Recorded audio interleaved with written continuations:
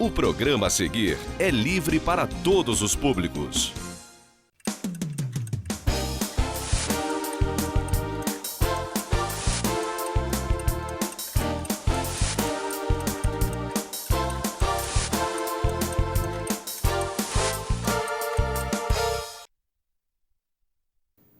Boa noite, caro telespectador, cara telespectadora. Sexta-feira, 24 de janeiro. Mais uma vez o Pensando entrando na casa de vocês, sempre agradecendo o carinho da audiência, procurando trazer assuntos sempre que eu entendo que seja do nosso interesse. Mas antes, deixa eu fazer um registro, eu considero importante. Por razões de ordens pessoais, eu seria obrigado a me afastar por cerca de 10 dias das gravações do programa. Então esse programa está indo no inédito na sexta-feira, dia 24, mas em verdade eu estou gravando na manhã do dia 21, na terça-feira. Por que eu entendo ser importante dar essa informação a vocês? Aqui a gente pode falar alguma coisa aqui que saia do contexto nesses 2, 3 dias. É pouco, mas pode sair. Também pode acontecer um fato relevante na cidade, eu não vou fazer o registro. Então você já sabe que o programa você está assistindo no inédito na sexta-feira, no horário habitual das 21 horas, mas ele está sendo gravado na terça-feira, na parte da manhã, tá bom? Conta aí com a compreensão de vocês. Bem, vamos ao programa. Vocês sabem que eu tenho o prazer de fazer o programa que eu considero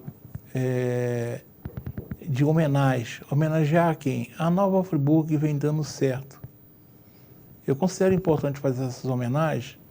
Primeiro para agradecer quem faz parte dessa Nova Friburgo que vem dando certo. E segundo, para também mostrar para outros que eles podem fazer algo semelhante. E hoje eu estou recebendo no programa uma entidade que faz parte da nossa história há muitos anos. Essa entidade ela foi fundada há 181 anos, mais precisamente em 2 de janeiro de 1839. Menos de 20 anos da chegada dos suíços a Nova Friburgo, que apesar a data de 16 de maio ser considerada comemorativa pelos 200 anos, mas 16 de maio foi a data em que o rei Dom João VI assinou o decreto autorizando a vinda das famílias suíças. Eles só chegaram aqui em novembro de 2019 e a vila só foi instituída em janeiro de 2020. Então, essa entidade foi fundada há menos de 20 anos da chegada dos suíços. Em verdade, pelo que eu sei da história, ela é a 4ª mais antiga da cidade. Ela só perde para a Igreja Católica, que foi instituída tão logo chegaram os suíços aqui, até porque o Jacó Joé, ele veio com essa função, tá? A Câmara Municipal também, que foi logo criada quando foi instituída a freguesia, né, de Nova Friburgo, na vila de Nova Friburgo, né, a freguesia Vila, em 1820, e a Igreja Luterana, que é de maio de 24. Depois vem essa entidade, fundada em 1839. Essa entidade ela é conhecida pela descrição dos seus atos e cercada por muita curiosidade, né? É uma entidade secular, existe há vários séculos e está instalada em todos os quadrantes da Terra, né? Quem é mais antenado já sabe de que entidade eu estou falando, mas quem não é, vai esperar um pouquinho, tá? Os meus recados iniciais. O tema do programa é esse: os parabéns e as homenagens do Pensando a esta entidade quase bicentenária que vem fazendo a diferença em favor da nossa região. Mas antes daqueles recados iniciais, começo falando dos aniversariantes desse período de 24 a 30 de janeiro. Nessa sexta-feira, 24, quem está comemorando mais uma data festiva é o Jalmir Saipa. É o homem que sabe tudo quando se trata de eleições. O Jalmir Saipa é antenadíssimo nisso. Um abração para o Jalmir, tudo de bom para você. Dia 24 também é data festiva para a vereadora Vanderleia Pereira Lima. Vanderleia abraça essa ideia. Um abração a você, Vanderleia. Sucesso na tua vida. E no sábado, dia 25, que estará comemorando o seu aniversário, será o Luiz Cláudio Coutinho da Rosa, que é o coordenador da Cruz Vermelha em Nova Friburgo. Um abração para o Luiz Cláudio. Vamos falar agora, eu falo de oportunidade, né? Eu não falo que é evento, que é a oportunidade de jovens e adultos completarem o ensino fundamental ou até iniciarem mesmo, né? No famoso EJA, né? Educação de Jovens e Adultos, no Colégio Municipal Rui Barbosa. As matrículas estão abertas ao longo do ano, já venho falando aqui há vários meses sobre esse projeto, e falo porque entendo que educação é tudo. Hoje não se imagina alguém que não tenha ensino fundamental. Ensino fundamental é pouco até pelas exigências, mas é o início, né? Então quem não tem, nunca é tarde.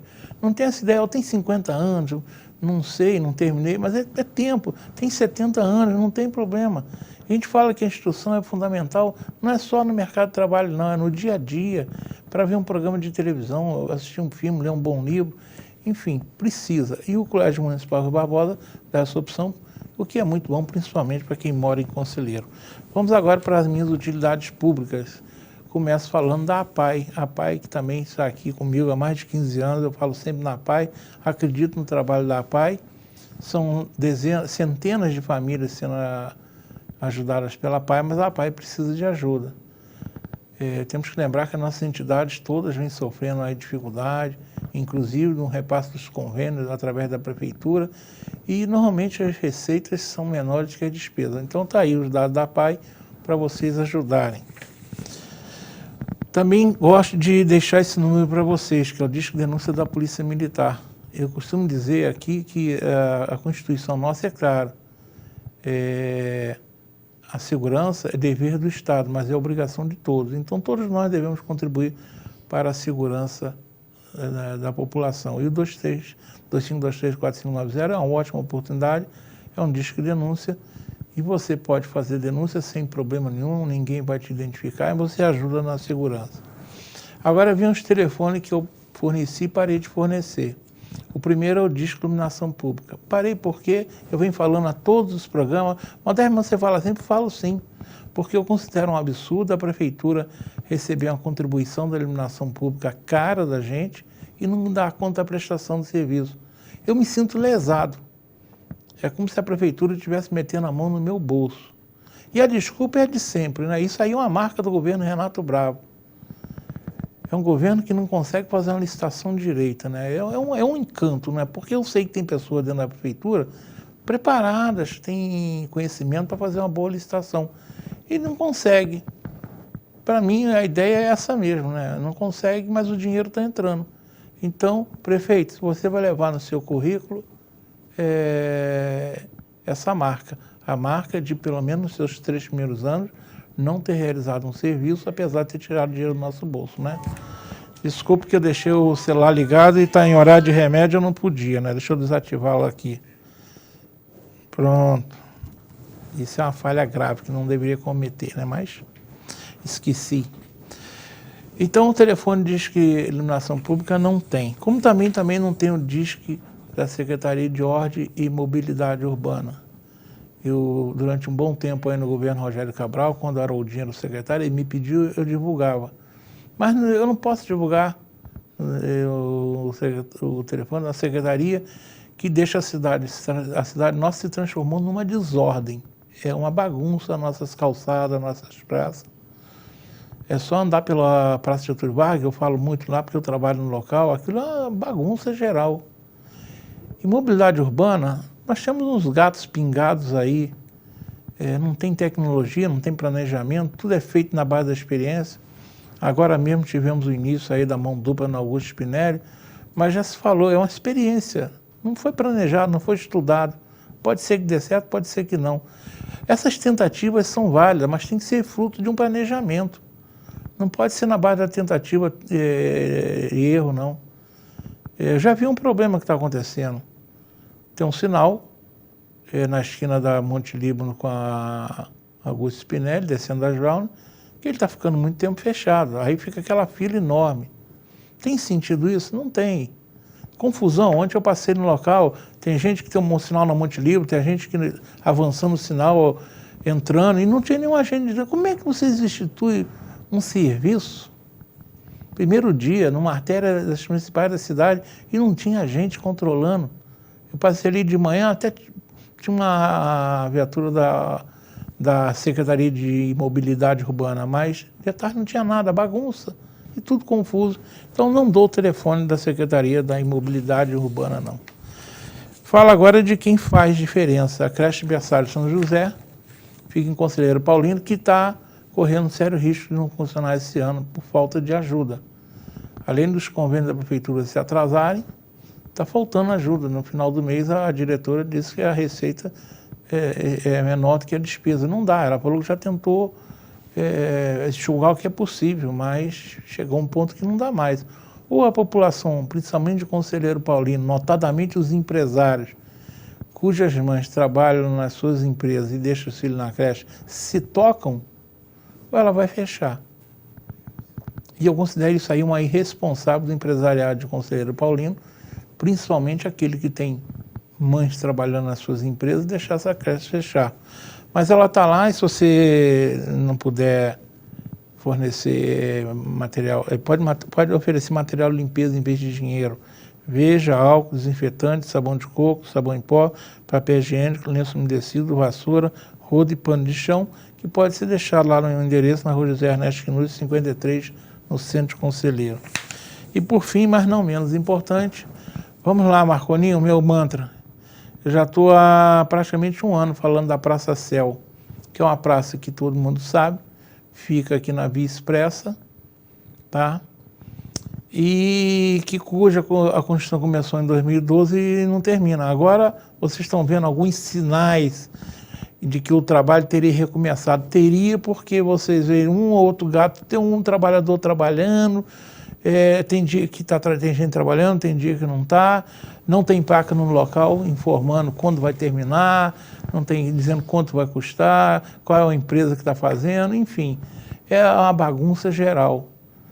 E eu já disse ao prefeito Renato Bravo, já disse várias vezes, enquanto não sair essa praça, eu fico me perguntando como é que uma prefeitura consegue ficar 8 anos, pior que agora não é terminar a praça não, tem que reformar o que já foi feito. Isso é uma vergonha, minha gente. 8 anos para fazer uma praça? Está parecendo obra daquelas igrejas antigas, né? Mas hoje, pelo amor de Deus. Então, prefeito, se você não quer que eu continue falando, termine a praça, senão eu vou ficar falando aqui toda sexta-feira.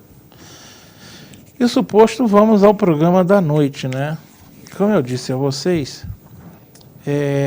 a ideia do programa é parabenizar e homenagear essa entidade quase bicentenária que vem fazendo a diferença em favor da nossa região. Bem, para quem não conseguiu identificar essa entidade quase bicentenária, estou tendo o privilégio de receber a loja maçônica Indústria e Caridade, aqui representada por Edmar José Bernabé, seu venerável, a quem eu agradeço a vinda e o meu cordial boa noite. Boa noite, senhora. E ao seu lado, Luiz Antônio Dias, que é o chanceler da loja, que vocês conhecem, é um conhecido jornalista friburguense. Obrigado por ter vindo, Luiz Antônio. Boa noite, obrigado a você, Modesto. Bem, antes de mais nada, é bom que se explique, né? Que eu estou usando o termo com a qual se conhece o Edmar, ele é venerável mestre. Agora, venerável mestre, se você fosse comparar um clube, significaria o quê, por exemplo? O venerável mestre é o presidente da instituição. Hoje a instituição maçônica ela tem um presidente e 2 vice-presidentes. Ela é uma parte interessante, ela tem o primeiro vigilante, que é o primeiro substituto do diretor, e o segundo vigilante, que na falta do primeiro, ele também substitui o diretor. Então, existe o presidente, que é o diretor da instituição, e primeiro vigilante, segundo vigilante, que são os substitutos legais do presidente. Agora, Edmar, esse termo, isso tem toda uma história atrás disso. Não foi alguém que inventou. Eu sei que tem os limites para que você pode falar, né? Mas tudo isso aí vem de uma tradição, né? O termo venerável mestre, né? O primeiro vigilante, tudo isso tem a ver com a história da instituição, que é uma instituição que existe já há vários séculos, né? Isso aí ainda dúvida, existe pessoas que falam historiadores que falam que existe há 1000 anos, outro oficialmente há 300 anos, mas isso tudo tem uma história, né? Esses termos não vieram assim, tem uma história, né? A maçonaria ela começou com os pedreiros livres, lá ainda, idade bem antiga, né?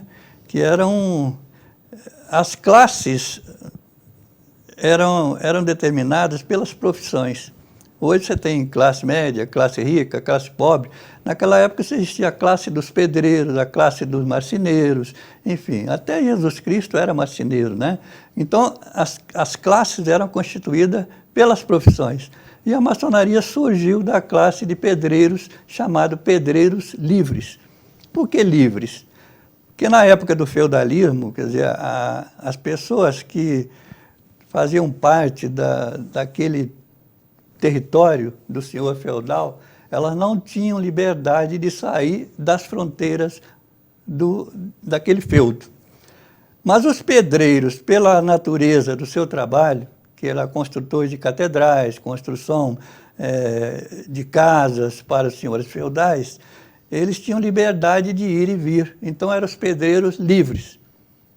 E que por isso eles também constituíam uma categoria, diziam assim, uma categoria um pouco secreta, porque se por acaso eles transmitissem os conhecimentos deles a outras pessoas, eles podiam perder essa regalia. Então, por isso vem essa parte secreta da maçonaria, que se originou também desses pedreiros, e que vem até hoje, porque a maçonaria é um órgão essencialmente tradicional, ela conserva as tradições do passado até os nossos dias. E a diretoria da loja ela é constituída por um venerável, que é aquela pessoa responsável por conduzir as sessões da loja, por instruir os maçons que estão sob a sua proteção e por cuidar também da parte administrativa, no nosso caso, que é uma instituição que tem um patrimônio bastante grande. Então, nós somos responsáveis também por administrar esse patrimônio. Mas grande parte dos veneráveis, eles são responsáveis por administrar as sessões ritualísticas das suas lojas. E aí vem a diretoria, que é o presidente, o vice-presidente, para que o povo possa entender melhor, mas é o venerável, primeiro vigilante, segundo vigilante, tesoureiro, secretário e o irmão que está aqui do meu lado, que é o chanceler, que nós costumamos falar, é o ministro de Relações Públicas, né? É aquele que dá transparência ao nosso trabalho. Vamos lá, Luiz Antônio, explica aí, chanceler. E vou explicar, Modesto, primeiramente na prática já, como uma das minhas funções. Então, além de você ter mandado o abraço dos parabéns, que eu também pego essa carona aí para o Jaumi, para a Vanderlei e para o Luiz Cláudio, quero também parabenizar, né? Essa semana, anteontem, nós tivemos dia 22, o aniversário do Marco Sanglar, né? Nosso querido suíço, e hoje, dia 24, é o Marcelo Sintra. Então, uma das funções, parabéns para os dois, né? Junto aos 3 citados por você. Então, uma das funções nossas é essa, é a gente tentar cuidar da parte informativa, né? Incluindo a parte social, e também, como o nosso presidente, nosso venerável costuma dizer, de dar visibilidade, porque a maçonaria tem, ele provavelmente, você vai abordar isso também, aquela parte um tanto quanto reservada, vamos dizer assim, entre a gente, mas temos também algumas coisas que nós devemos e podemos, né, divulgar. Então, eu sou, na minha função, na nossa função de jornalista também, o responsável por dar essa visibilidade, essa informação, essa integração com a comunidade também. Você, em grosso modo, se a gente comparasse com uma instituição, por exemplo, a prefeitura, seria um secretário de comunicação com algumas obrigações a mais, né? Que você que controla também a presença dos membros da entidade, né? Isso, exatamente isso. É um secretário de comunicação, mas que toma conta também da presença dos membros da entidade, né? Porque nós todos, nós trabalhamos nos nossos estudos, né, nas nossas atividades, desde o próprio venerável presidente, toda a diretoria e todos os irmãos também, que nós chamamos os irmãos do quadro, têm as suas atividades, né, os seus trabalhos, principalmente da evolução dos nossos conhecimentos. Bem, Edmar, agora vamos falar. Eu disse no início do programa que a Loja Indústria Caridade foi fundada menos de 20 anos depois da chegada do institucional a Friburgo. Buscando na história, foi encontrada a razão para a fundação tão pouco tempo depois da chegada do edifício Nova Friburgo. Antes que você responda, é importante registrar que a maior autoridade católica à época na região, né, e que veio da Suíça, o padre Jacó Joá, ele foi um grande, ele era um participante da política local, a gente sabe disso, a história diz, porque na época nós não tínhamos prefeitura, era a Câmara Municipal que administrava a cidade, e ele tinha essa participação política e foi um dos fundadores da loja. Por que você acredita que a loja foi fundada por acaso, deu vontade assim de algumas pessoas fundarem a loja, ou tinha uma justificativa para tão pouco depois a loja ter sido fundada? Você sabe alguma coisa? Modesto, a situação é a seguinte, quer dizer, todo o projeto, ele parte de uma ideia, e essa ideia é compartilhada e ganha corpo e chega ao seu objetivo final. Naturalmente que a história da indústria caridade, ela tem uma certa dificuldade para os historiadores no que se refere à data anterior à instalação da loja. Quer dizer, anterior ao dia 2. Por quê? Porque a partir do dia 2 de janeiro de 1839, quer dizer, nós temos as atas das sessões da loja que conta exatamente tudo que aconteceu dentro da indústria caridade. Mas o período anterior, que se supõe que a partir da ideia, que não se sabe de qual desses irmãos, mas a partir da ideia e a discussão, quer dizer, o trabalho que se travou até se chegar à fundação, a gente acredita que tenha havido bastante discussões acaloradas, até chegar quem vai ser o venerável, quem vai ser a diretoria. Mas uma coisa a gente pode realmente afirmar: o fator político teve grande influência, a gente acredita que foi o fator preponderante na criação da loja Indústria Caridade. Por que a gente diz isso? Friburgo, naquela época, era muito jovem. Era uma vila que tinha ascendido à categoria de vila, conforme você já mencionou, há 19 anos. E existia aqui uma sociedade de membros, principalmente mestres maçons, que tinham sido iniciados até no exterior, como é o caso do padre Jacó, né? E que tinha um desejo enorme de fazer crescer aquela comunidade de Friburgo. E naquela época, a corte, no Rio de Janeiro, ela é recheada de maçons. Quer dizer, até mesmo Dom Pedro, né? José Bonifácio, Gonçalves Ledo, enfim, a corte era formada por maçons. E nada melhor para se comunicar com a corte do Rio de Janeiro do que ter em Friburgo uma loja maçônica. Quer dizer, a comunicação entre maçons seria muito mais rápida, já que a comunicação naquela época, como a gente pode imaginar, era uma comunicação muito difícil. Nós não tínhamos telex, não tínhamos telefone, não tínhamos estrada. Quer dizer, para se comunicar com o Rio de Janeiro era muito difícil. Era uma viagem longa, era perigosa. Era uma viagem longa. Então, a maçonaria, a gente acredita que foi um órgão de ligação entre a vila e o Império, no Rio de Janeiro. Quer dizer, então, o fator político deve ter sido o fator preponderante na cabeça daqueles mestres maçons, os 12 baluartes daquela época que, após discussões, instalaram a loja Indústria Caridade no dia 2 de janeiro de 1839. Faz todo sentido. Primeiro que o Jacó Joá, ele era um dos líderes políticos, era padre, mas na época a gente sabe que a igreja tinha uma forte ascendência sobre a política, não é? E a gente sabe que o gabinete imperial era formado praticamente só por maçons. Então faz muito sentido essa história, né? Então, nada acontece por acaso, né? Então, é o que imagino os membros da loja, até tem registro posterior nas atas que falam isso. Ou seja, não aconteceu por acaso. A loja maçônica da Indústria Caridade foi fundada por questões envolvendo a vila de Nova Friburgo e as suas necessidades junto ao gabinete imperial. Está na hora do intervalo? Hein, Jones? Está na hora do intervalo? Vamos para um rápido intervalo e voltamos daqui a 2 minutos. Uma boa aparência é essencial para se causar uma boa impressão e pode fazer a diferença entre o fracasso e o sucesso. Um belo sorriso pode ser decisivo entre o sim ou o não. Em Nova Friburgo existe um profissional especialista em transformar sorrisos. Dr. Gleidson Arouca é o único membro da Sociedade Brasileira de Odontologia e Estética de toda a região. Venha conhecer as vantagens que um especialista pode oferecer. Tudo dá certo com um belo sorriso.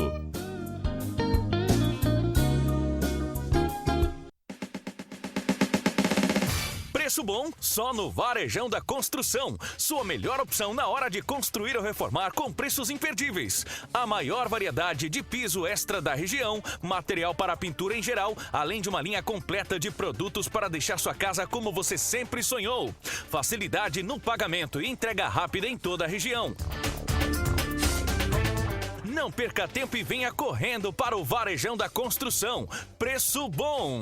Já pintou verão nas Óticas Precisão? Cor, calor e muito preço baixo. Solaris People Empório Word a partir de 10 vezes de R$ 14,90. Solaris HB a partir de 10 vezes de R$ 24,90. E muito mais. Vem pro verão das cores das Óticas Precisão. Tá com fome? Pede Empada Mix Delivery. Toda hora é hora. Empresas, festas, reuniões, buffets, aniversários e muito mais. Peça agora. O sabor é inesquecível. 22 2523 5082. Frete grátis para um montão de lugares.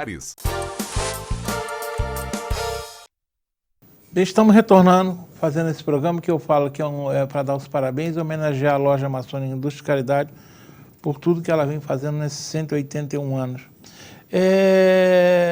Luiz Antônio, no início do programa, eu disse que a loja maçônica faz parte da Nova Friburgo, que vem dando certo com relevantes serviços prestados à nossa região.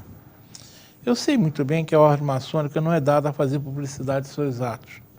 Seguindo o princípio do que a mão direita faz, a esquerda não precisa saber.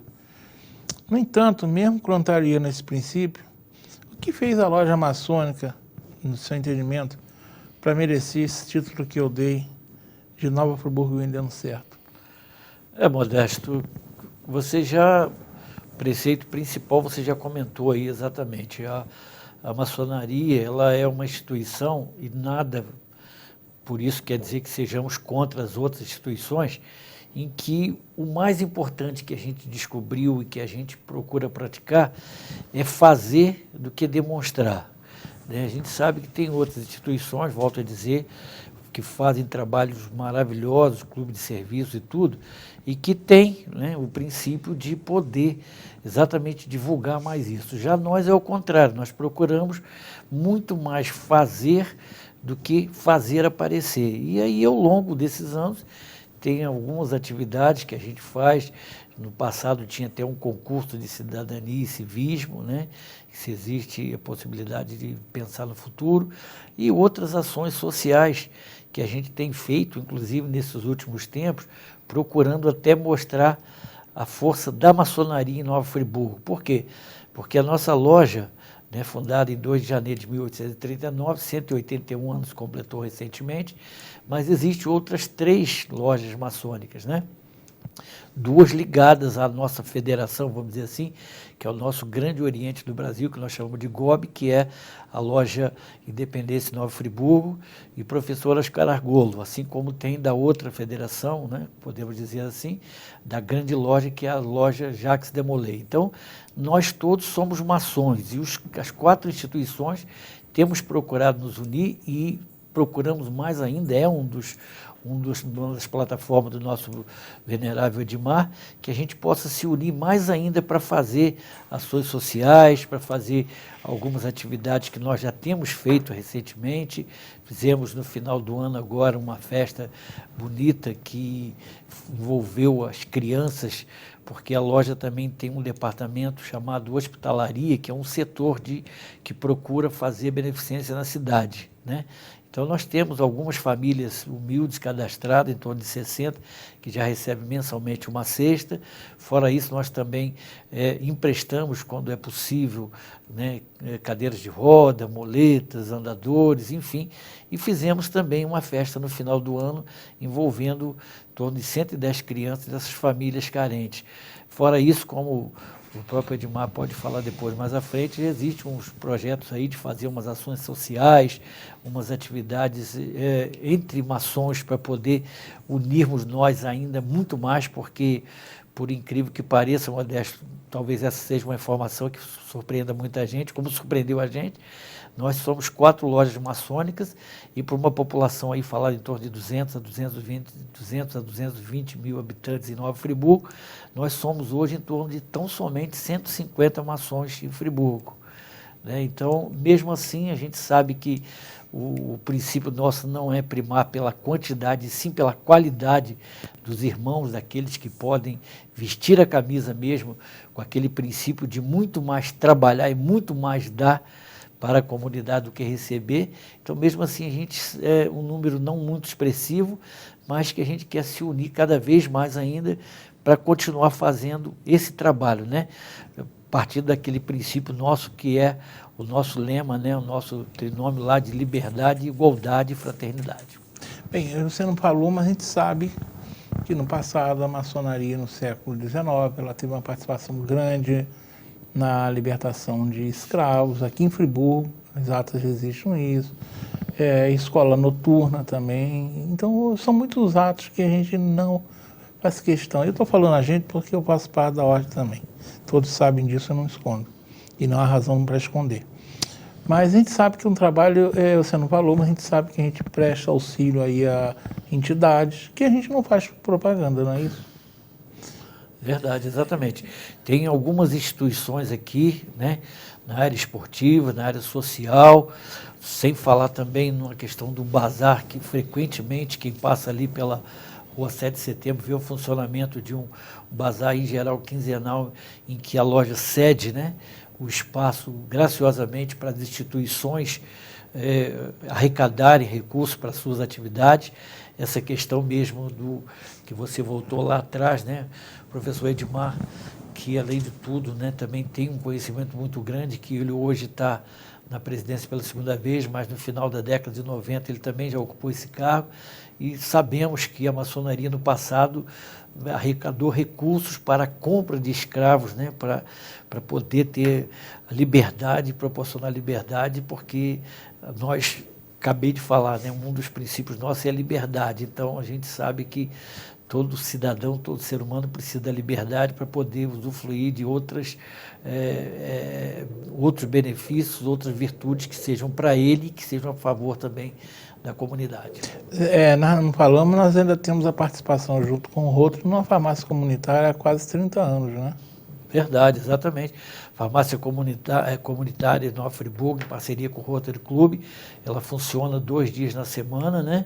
E recebe arrecadações constantemente, diariamente, recebe doações de medicamentos, né, ainda dentro da validade, e que é depois encaminhado para também um sem número de pessoas e famílias cadastradas nessa farmácia que recebem doações também. Então é um trabalho muito interessante, em que é muito frequente a gente receber lá todos os dias pessoas doando remédios, né, ainda em datas de validade, em condições de uso, e muitas pessoas também se beneficiando de poder se cadastrar e retirar, né, sempre que possível e que disponibilidade permite, medicamentos para os seus usos no dia a dia. Lembrando sempre que é mediante receita médica fornecida por órgão público. Agora, Edmar, a gente sabe que a maçonaria, no âmbito geral, ela é cercada por 2 situações. Primeiro, por uma curiosidade muito grande, né? É muito incomum quando descobre que você é maçom, fica logo curioso com o que acontece na maçonaria. E o outro é um preconceito, né? É principalmente de ordem religiosa. Eu gostaria que você falasse um pouquinho por que você acha que existe essa curiosidade danada e esse preconceito também contra. Antes disso, eu gostaria de acrescentar um pouco a fala do Luiz, com referência à abolição da escravatura. A loja, desde a sua fundação, aliás, a maçonaria, de um modo geral, tudo aquilo que agride a dignidade humana é incompatível com a maçonaria.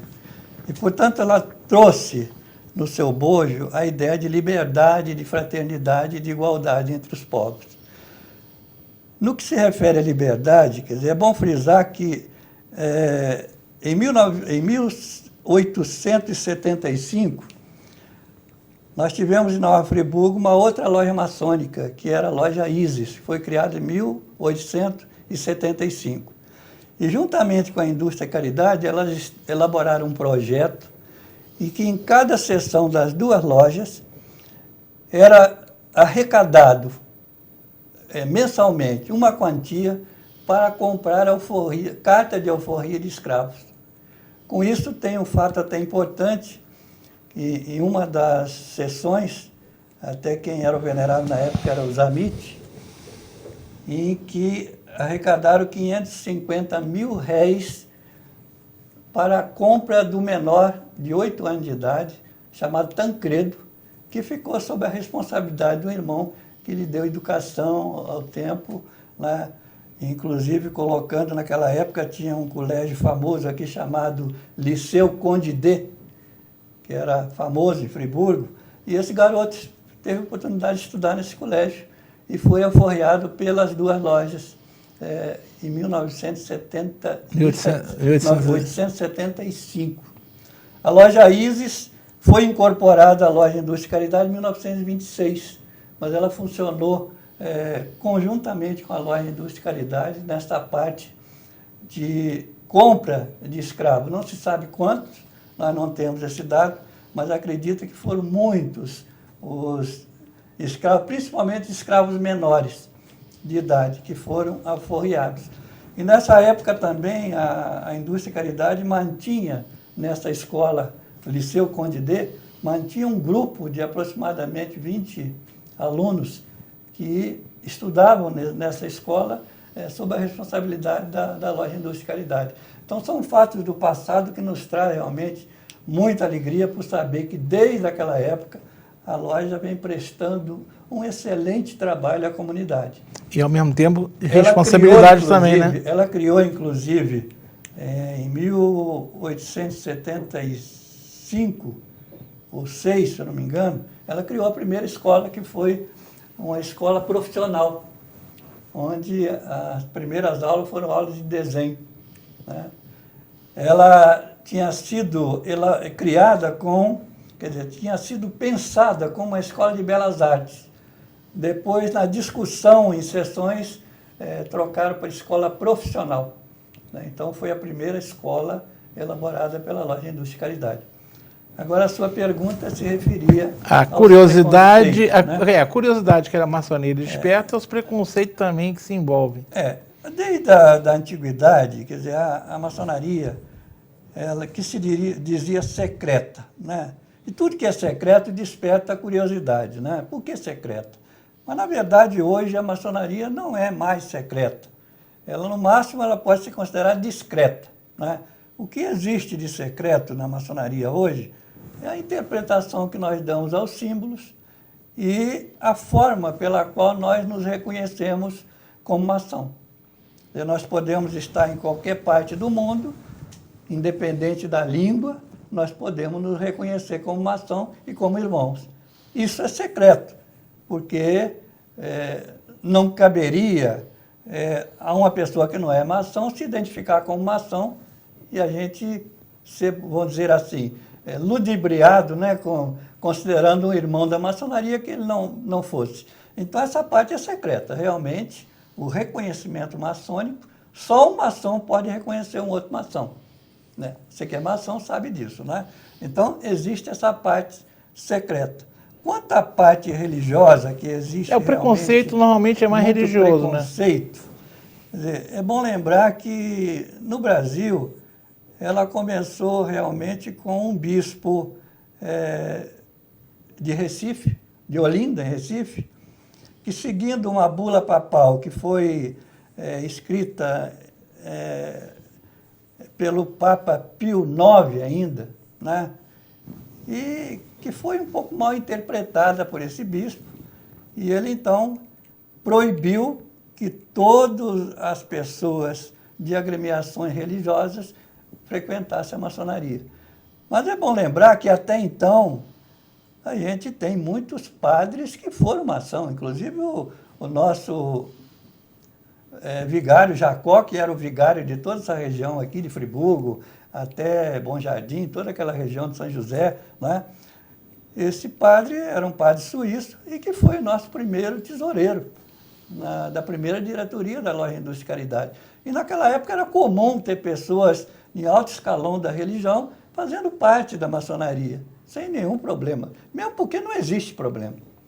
Porque não pode se confundir que a maçonaria não é religião. Né? O que existe realmente é que a maçonaria sempre pregou a ideia de liberdade. E a gente sabe que a própria igreja, houve época que ela não pregava a liberdade, quer dizer, era uma espécie de ditadura religiosa, né? A gente sabe por época das cruzadas, por exemplo, a religião exercia um alto poder. E ela considerava a maçonaria como inclusive, taxava de seita revolucionária. Nós não somos seita, não somos religião, nós somos apenas uma associação filantrópica, essencialmente filantrópica, né? Evolucionista, e que prestamos o bem-estar, pregamos o bem-estar da sociedade, ajudamos aos necessitados, né? E fazemos um trabalho social importantíssimo, como toda a história da loja conta. Quer dizer, não existe aquela história do bode preto que aparece, né, que existe, uns taxam como demônio. Não existe nada disso e a loja está lá aberta para quem quiser visitar. Não existe bode preto, não existe demônio, não existe nada. Mesmo porque nós não somos religiões, nós somos uma sociedade sem fins lucrativos e que trabalhamos em prol do engrandecimento do homem e da sociedade.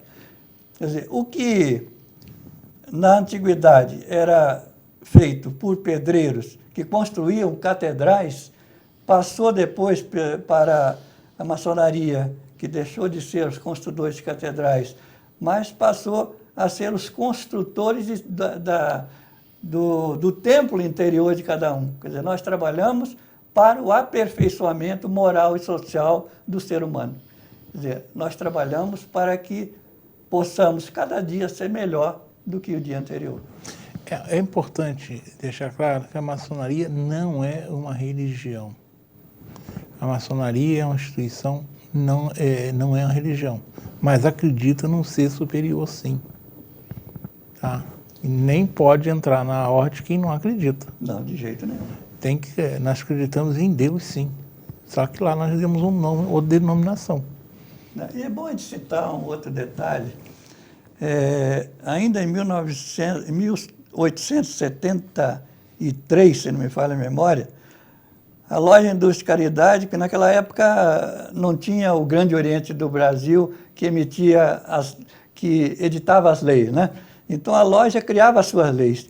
Então ela criou uma lei, na época, chamada de Lei Perpétua, que proibia de entrar nos quadros da Loja Indústria e Caridade todo aquele que tinha em seu comércio a ideia da escravidão. Então, aquele que em seu comércio prestava um serviço que na época era legal, ter escravo em suas propriedades, não tinha o direito de entrar na ordem maçônica. Então, a ordem maçônica, desde aquela época, já não aceitava aqueles elementos que agrediam a dignidade humana. Tem que lembrar outra coisa, o Estado, a igreja só se separou do Estado, o Estado brasileiro hoje é um chamado Estado laico.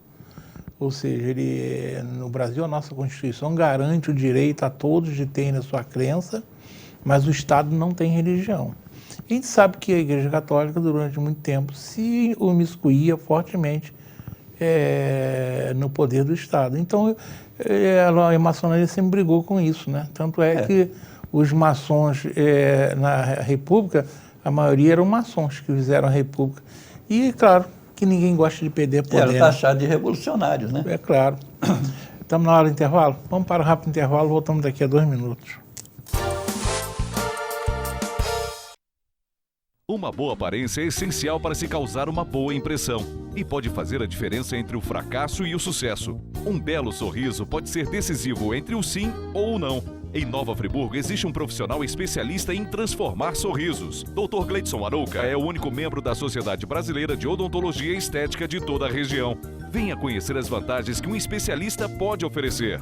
Tudo dá certo com um belo sorriso. De segunda a sexta, de 8 às 10 da noite. Davida Show com Davi Rangel. Informação, música, entretenimento e a sua participação. Davida Show, de segunda a sexta, de 8 às 10 da noite, na Sucesso FM, Nova Friburgo, Rio de Janeiro. Tá com fome? Pede e empada Mix Delivery. Toda hora é hora. Empresas, festas, reuniões, buffets, aniversários e muito mais. Peça agora. O sabor é inesquecível. 22 2523 5082. Frete grátis para um montão de lugares. Estamos conversando num programa homenagem aos 181 anos da Loja Maçônica Indústria Caridade. Luiz Antônio, é comum a gente ouvir por aí que fulano de tal gostaria de fazer parte da maçonaria. Tendo ouvido, eu já ouvi várias vezes gente me perguntando: Modesto, o que eu faço para ser maçom? Como é que eu entro pela maçonaria? Eu tenho que fazer uma proposta como um clube? Olha, Modesto, normalmente a gente costuma dizer e proceder da seguinte forma, que é muito mais interessante a gente de lá de dentro, né? Não que sejamos superiores a ninguém, mas a gente procura muito mais observar aquelas pessoas que possam ter um perfil de servir, de integridade, né? de participação social, de filantropia, enfim, porque é muito comum também, exatamente como você disse, muita gente manifestar desejo de entrar lá por algum interesse, né? Puxa, acho que só tem rico lá, eu vou entrar lá, vou ficar rico também, e não sei o quê, e vou me destacar na sociedade e tudo. Não, a gente procura o seguinte, então, normalmente, um processo bem simples que a gente procura se alinhar os irmãos, né, passam a ter conhecimento através de eventos, de atividade, de participação, de integração.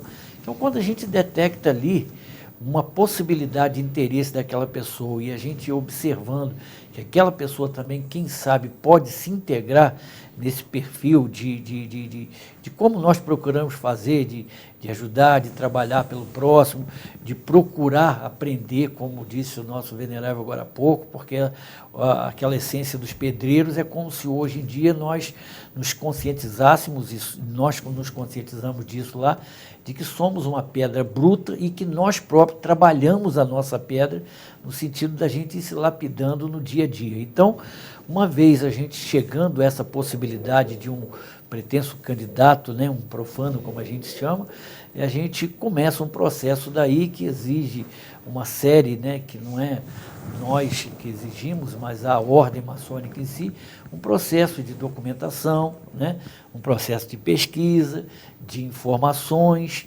até chegar aos passos mais concretos, vamos dizer assim, dentro da ordem, de levar, inclusive, alguns meses para isso, para que esse candidato possa receber a aprovação de todos nós e, assim, ser iniciado, né? E, justamente por isso, a gente procura ver aquelas pessoas que possam, se não igual a gente, mas que possam também ter aquela busca pelo aprendizado, pela evolução interior, pelo crescimento e por se engajar nesses nossos princípios. E esse processo todo que culmina com o dia que nós chamamos da iniciação, um momento também marcante realmente, só quem é maçom pode entender que dia especial que entra para a vida das pessoas. Esse é um processo que já rola desde os primórdios da maçonaria, né? A gente costuma dizer até que, né, grandes figuras do Brasil e do exterior, na área política, na área social, na área artística, enfim, na literatura, todo mundo, existem vários maçons que todos eles, desde o início, como eu costumo às vezes citar, né, o presidente George Washington, que foi um dos primeiros presidentes dos Estados Unidos, que dá nome à capital dos Estados Unidos, então até ele, até os mais recentes, até alguns dos ministros, né, 14 ministros atuais do governo federal são maçons, então todos esses passam submetidos a esse processo, a esse crivo, vamos dizer assim, e como a gente diz, não precisa ser perfeito, nem santo para entrar na maçonaria, mas precisa ter esse ideal de busca interior, de procurar se conscientizar de que nós precisamos aprender cada dia e lá nas nossas, seja nas nossas sessões ritualísticas, nos nossos estudos, no nosso convívio, é o que a gente procura fazer, Modesto, para a gente procurar aprender, primeiro a nos conhecer, a nos melhorar um pouquinho e depois ajudar a melhorar aquilo tudo que está à nossa volta, e isso refletindo nesse trabalho de filantropia, de crescimento social e de integração com toda a comunidade também. Ô Edmar, o Luiz Antônio já falou que, diferente do que muita gente pensa, né, a curiosidade não leva às vezes a pessoas a achar, eu quero entrar para aquela ordem, que lá eu vou ficar rico. Pelo contrário, lá se paga, né? Eu acho, Modesto, o seguinte: quem não estiver disposto a trabalhar não deve entrar na maçonaria. Porque lá não é lugar de Porque quem lá quer é lugar ficar à de toa. trabalho. Tá? Quer dizer, as pessoas têm essa falsa ilusão de que vai entrar lá e vai ficar rico. Pelo contrário, maçonaria não é um brinquedo barato. Quer dizer, maçonaria, até costumamos dizer, maçonaria não é um brinquedo barato. Maçonaria custa caro, porque nós pagamos taxas, né? Nós muitas vezes tiramos dinheiro do bolso para ajudar as pessoas que entram, que precisam de ajuda, que batem as nossas portas e estão necessitadas, e gasta-se muito dinheiro. Realmente a maçonaria não é algo barato. Então as pessoas que têm essa impressão de que entrando lá vai levar vantagem, não deve nem pensar, né? Nem pensar em maçonaria. Porque lá é um lugar de trabalho e muito trabalho. Você falou sobre a questão do reconhecimento do maçom. Nós sabemos hoje que se você for na Alemanha, você vai encontrar com o maçom e vai conseguir meios de, digamos, se identificar para ele, né? Mas é importante deixar claro que a maçonaria ela existe em tudo quanto é quadrante do mundo e tem muitos lugares que ela ainda é perseguida. Tem. Nós, recentemente, nós tivemos um irmão de uma loja lá de São João da Barra, que ele esteve na Suíça, inclusive está fazendo uma aproximação muito grande da loja da Suíça, de uma loja da Suíça com a loja Indústria e Caridade. E ele diz que lá é proibido se falar que é maçom. Diz que a Igreja Católica lá, porque no cantão de Suíça, a Igreja Católica tem muita força, e diz que lá é praticamente proibido se dizer que é maçom. Inclusive, até para tirar foto lá da coisa é proibido, não se pode fazer. Quer dizer, não se divulga, né? E eles acharam até interessante que aqui a coisa é mais aberta, que a gente já não tem esse preconceito mais. Mas lá na Suíça, e eu acredito que em outras regiões também existe isso. Quer dizer, a maçonaria ela é fechada mesmo. Ela não pode ser divulgada, né? Porque é contra falar sobre que é maçom em determinadas famílias, é como blasfemar, quer dizer, é uma coisa realmente inconcebível, né? E a gente sabe que isso tudo reflete uma falta de conhecimento do que seja a maçonaria. Nós aqui, nós temos um ambiente aberto, onde as pessoas nos visitam, as pessoas participam das nossas festas, né, livremente, quer dizer, não existe tanto preconceito. Mas ainda existe algumas religiões que ainda não aceitam a ideia de maçonaria. E muitas vezes, por desconhecimento, quer dizer, tece comentários que não tem nada a ver com o que se pratica na maçonaria. É verdade que o termo revolucionário, eu não acho até que cabe, mas como a maçonaria prega a liberdade de pensamento, a liberdade de vir, governos ditatoriais não gostam. Não gostam, lógico. Vamos lembrar que Adolf Hitler matou milhares de maçons. Ele não pensa que o Hitler só perseguiu os judeus, não. Ele perseguiu todos aqueles que pensavam diferente deles. Na época de Dom Clemente V, se eu não me engano, né? Que houve a perseguição dos demolês, inclusive, né, que dizimaram praticamente a Ordem Demolei, né? É praticamente o choque da liberdade contra o poder. Isso né? aí. O poder religioso na época era muito forte. Então, quer dizer, a palavra liberdade realmente da maçonaria chocava, né? E choca até hoje. Choca até hoje, quer dizer. Choca. Modesto, e com relação, ainda complementando o que o nosso presidente venerável disse, esse irmão nosso que está fazendo nesse meio de campo, esse intercâmbio da gente se conhecer um pouco mais, ele fez alguns comentários, exatamente como disse o professor Edmar, de realmente lá existe até uma perseguição, às vezes a pessoa, se formar algum trabalho, não pode nem deixar que se descubra que seja maçom, que senão está arriscado. E, por outro lado, existe também a prática daquela igualdade, né? Ele, por exemplo, comentou com a gente, que ao contrário até de muitas lojas maçônicas nossas aqui, lá de que você não pode, por exemplo, entrar no templo maçônico são luvas.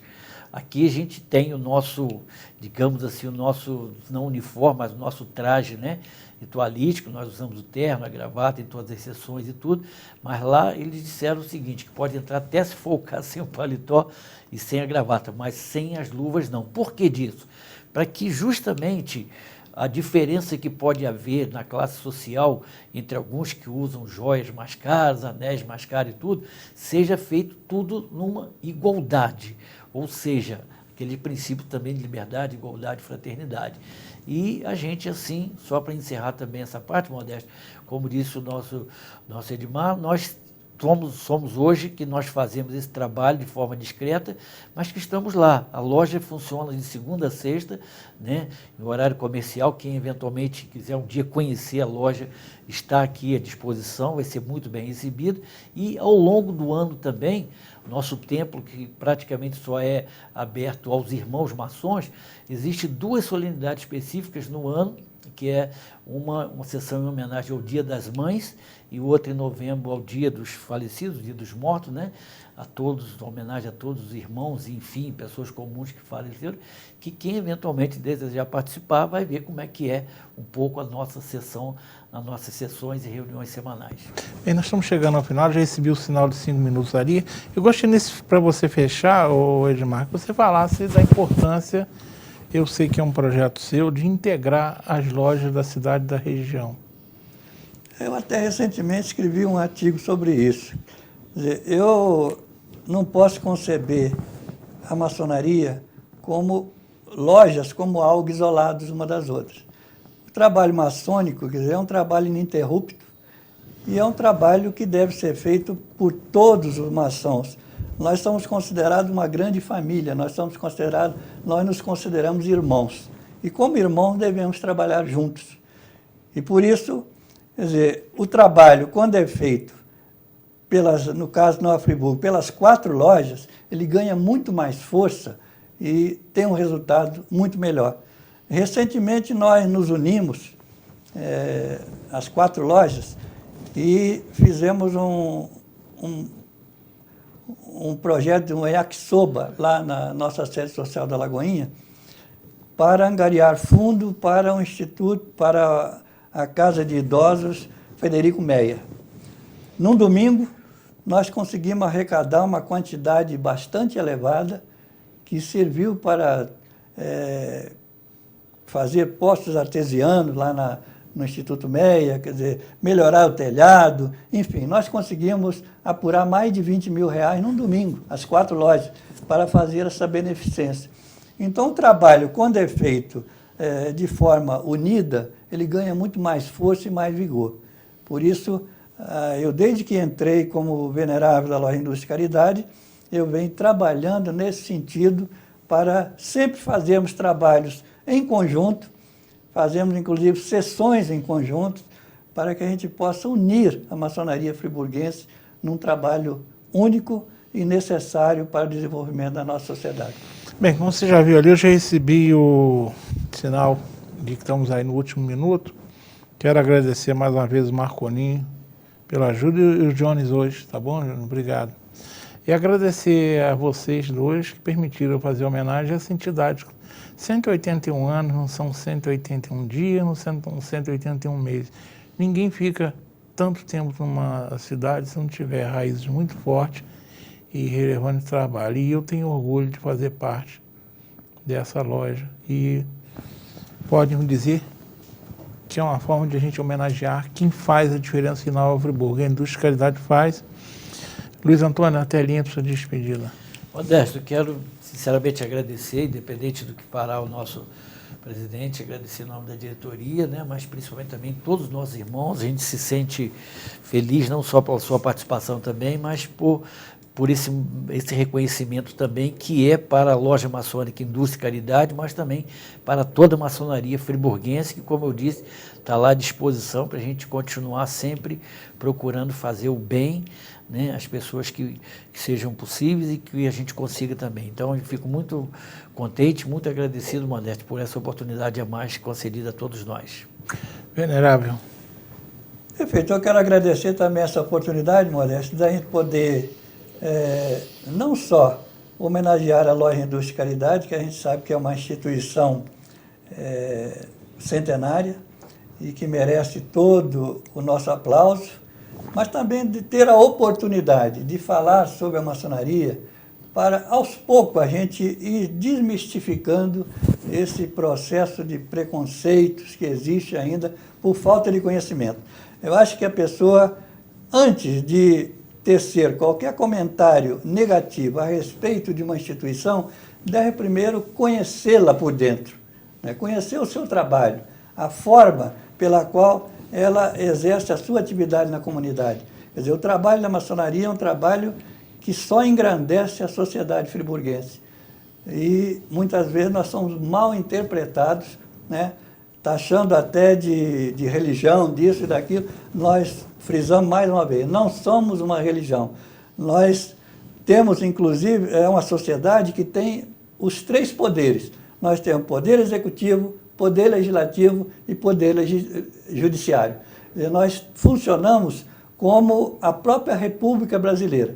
Nós temos Assembleia Legislativa Estadual, nós temos Assembleia Legislativa Federal, nós temos ministro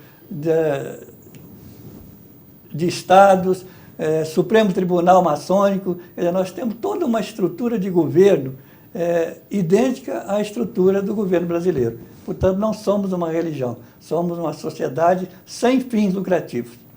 Bem, agradecendo mais uma vez ao Edmar e ao Luiz Antônio, que me permitiram, de certa forma, participar do programa também. Normalmente eu só pergunto. Eu vou terminar deixando um pensamento maçônico, que eu desconheço o autor, mas representa muito bem o que eles disseram aqui. Isso é o pensamento maçônico. Meu objetivo não é ser melhor do que os outros. Meu objetivo não é ser melhor do que os outros. Meu objetivo é ser melhor do que fui ontem. Meu objetivo é ser melhor do que fui ontem. Ou seja, é uma escola de aprimoramento moral, ético e espiritual. Tá certo? Uma boa noite a todos.